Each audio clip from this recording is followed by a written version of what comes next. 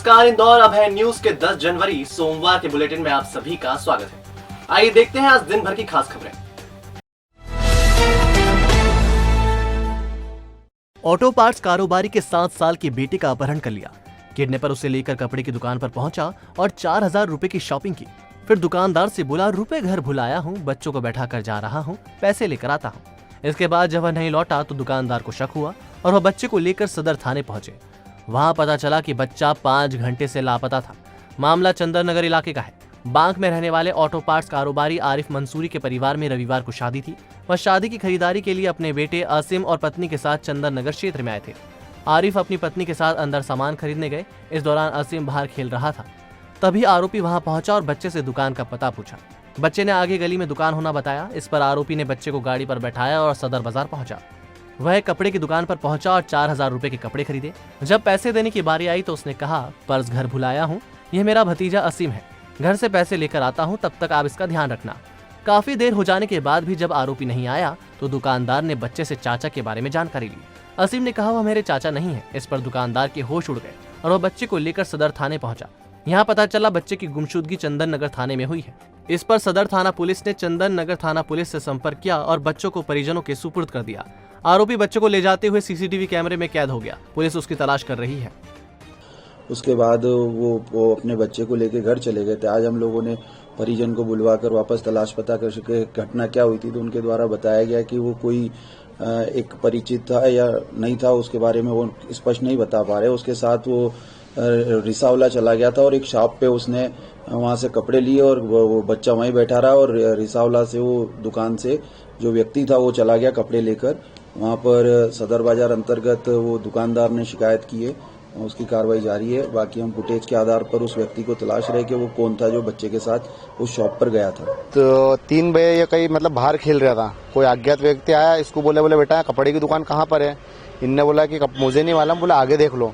तो उनने इसे बोला कि बोले काम कर, तुझे 20 रुपए दूंगा, मेरे साथ में चल। तो इनने ठीक है, उसके साथ में नाकेल रोड पे गया, धार नाकेल रोड पे। वहाँ पे 1-2 जगह कपड़े की दुकान पे गया भी उसको लेके। वहाँ से उनने कपड़े वगैरह भी लिए, लेकिन उन लोगों ने इसको मना कर दिया कि बोले हम तो ये बच्चे को भी रखते हैं, कपड़े भी नहीं देंगे। फिर वहाँ से इसको लेके मेन रोड पे आया। मेन रोड पे आने के बाद में फिर इसको टाटा मैजिक के अंदर बिठाया उन्होंने रोड पे आना, और इसको सदर बाजार लेके गया। सदर बाजार में भी 1-2 जगह कहीं गया वो। उसके बाद में फिर इनने वहाँ पे वो किसी दुकान पे गया, वहाँ पे एक जगह इनने वहाँ पे कुछ कपड़े लिए। तो कपड़े लेने के बाद में वहाँ पे इसको बिठा के चले गया वो। फिर वो लोग इसको वहाँ सदर बाजार थाने लेके आए। मैं थाने लेके आया, फिर वहाँ से चंदन नगर थाने फोन आया, फिर हम इसको रात को 10 बजे लेके आए वहाँ से। तुकोगंज थाना क्षेत्र स्थित देवनगर के पीछे नाले में लाश मिलने से सनसनी फैल गई। शव कई दिनों पुराना है और जानवरों ने उसे शत विषक्त कर दिया है, जिससे पुलिस शिनाख्त नहीं कर सकी।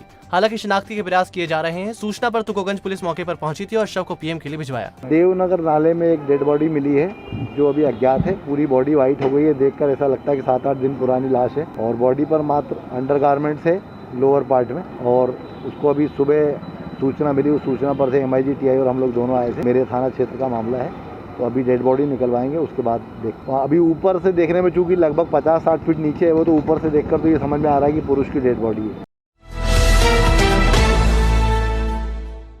जिला बदर बदमाश नारायण वर्मा द्वारा की गई युवक की हत्या का मामला उलझन भरा हो गया। इस मामले में लाश बरामद नहीं होने से कोर्ट में सबूत पेश करने में पुलिस को दिक्कत हो सकती है। आरोपी जिम में युवाओं को लाकर टॉर्चर करता था।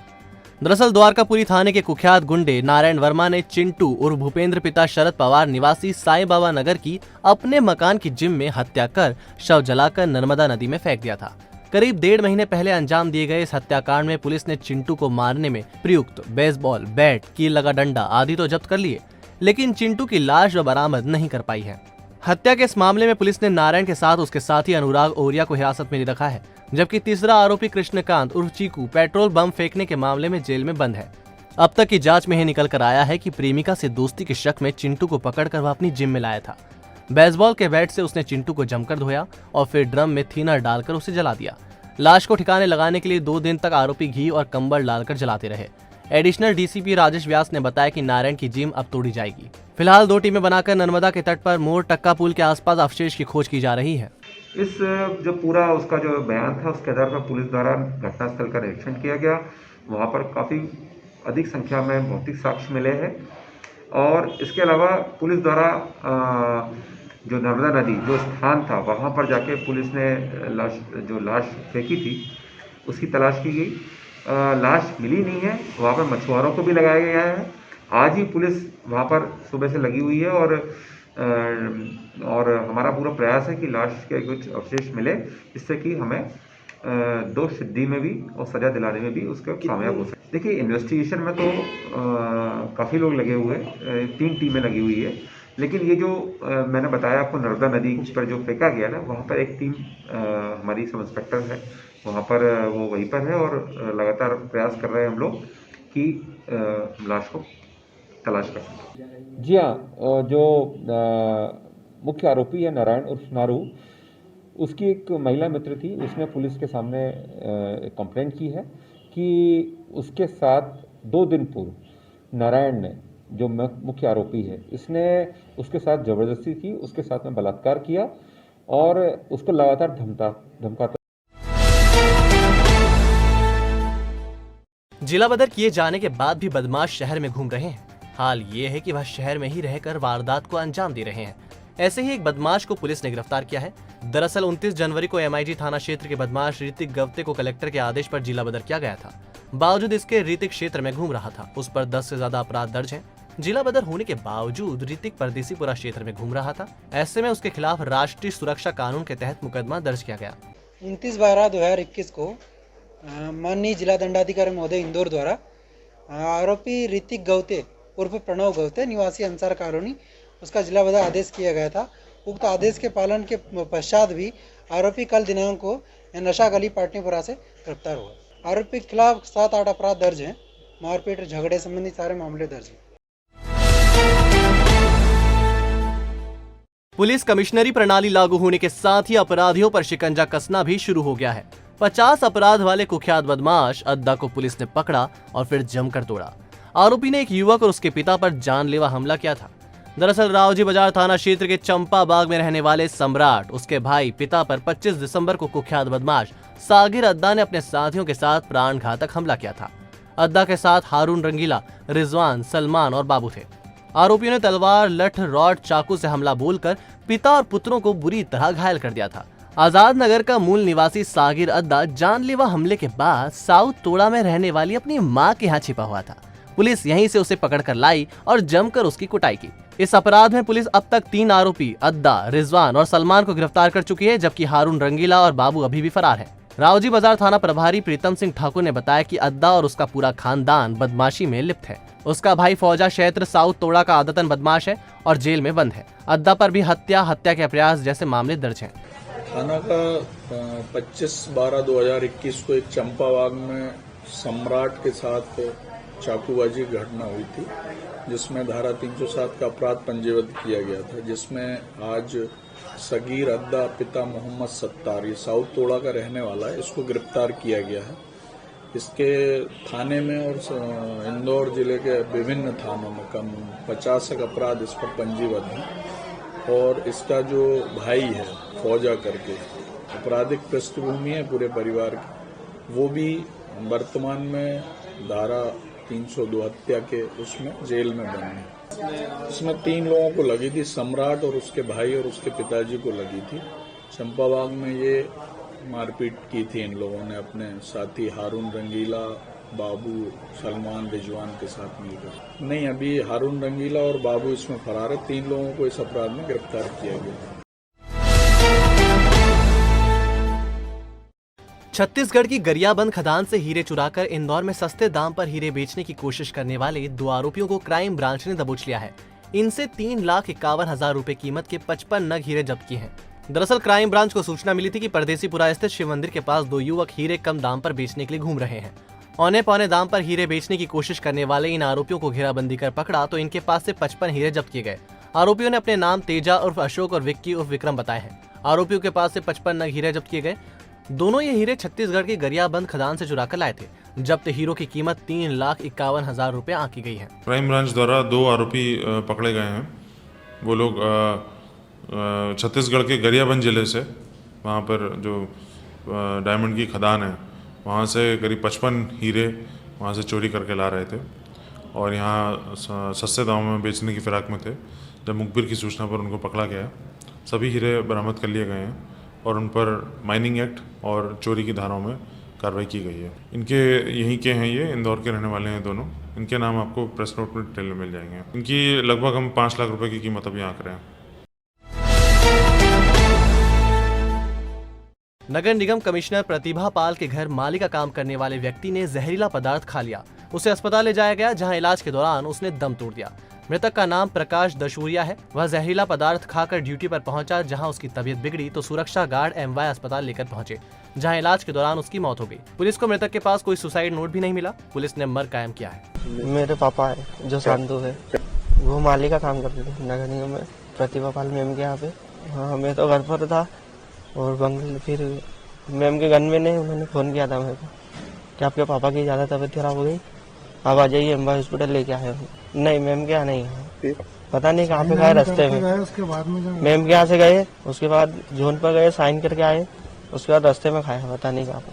अच्छा, किसी प्रकार से कोई सुसाइड? कुछ भी दिक्कत नहीं। क्या कुछ कर्जा वर्जा या कुछ? नहीं, कुछ भी नहीं। घर में मकान बन रहा है, मकान का ही काम चल रहा है। अच्छा, तभी बताया उन्होंने कि कुछ? नहीं, सुबह भी आए, सबसे बातचीत करके आए, हंसी मजाक करके आए। भरण पोषण मांगने पर एक चालबाज पति ने 75 साल की महिला को पत्नी मानने से ही इनकार कर दिया। पत्नी ने जब फैमिली कोर्ट के सामने सबूत पेश किए तो पति की चाल उल्टी पड़ गई। फैमिली कोर्ट ने पति को 4000 रुपए हर महीने भरण पोषण भत्ता देने का आदेश दिया है। दरअसल ये कहानी इंदौर निवासी महिला की है। उसने यवतमाल महाराष्ट्र के व्यक्ति से 40 साल पहले शादी की थी। दोनों का जीवन इंदौर में सुख चैन से कट रहा था।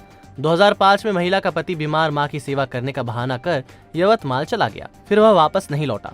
इस बीच महिला यवतमाल गई और पति से घर लौटने की बात की, लेकिन उसने आने से इनकार कर दिया। इसी बीच महिला की सास का निधन हो गया, तब भी पति घर नहीं लौटा। महिला ने कुटुंब न्यायालय में भरण पोषण का केस दर्ज कराया। जज प्रवीणा व्यास के सामने पति ने महिला को पत्नी मानने से इनकार कर दिया। ऐसे में महिला ने अपनी तरफ से बहुत सारे सबूत पेश किए। जज ने इन सबूतों को सही माना और महिला को 4000 रुपए हर महीने भरण पोषण देने का आदेश दिया। अभिभाषक प्रीति मेहान ने बताया कि अब पति को भरण पोषण के साथ वाद का खर्च भी देना होगा।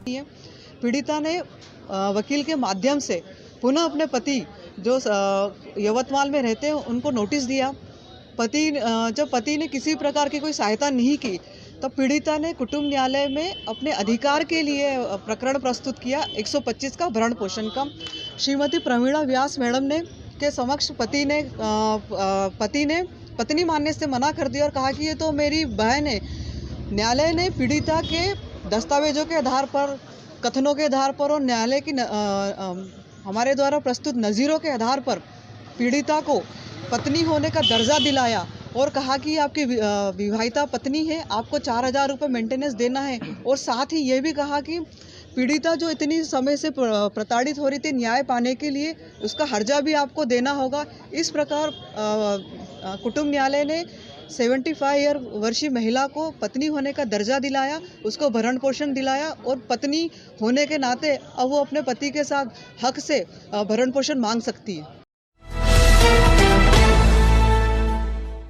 घर में होने वाली कलह से एक शख्स इतना तंग आ गया कि उसने मौत को गले लगा लिया। मामला तिलक नगर थाना क्षेत्र का है। यहाँ रहने वाला विजय पथरोड़ फांसी के फंदे पर झूल गया। मृतक निगम में सफाई कर्मचारी था और शराब पीने का आदी था। शराब पीने के बाद घर में झगड़े होते थे।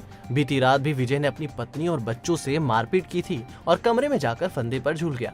पुलिस ने पोस्टमार्टम करवाकर शव परिजनों को सौंप दिया। वो कुछ नहीं सर, ये शराब रोज डेली पीते थे।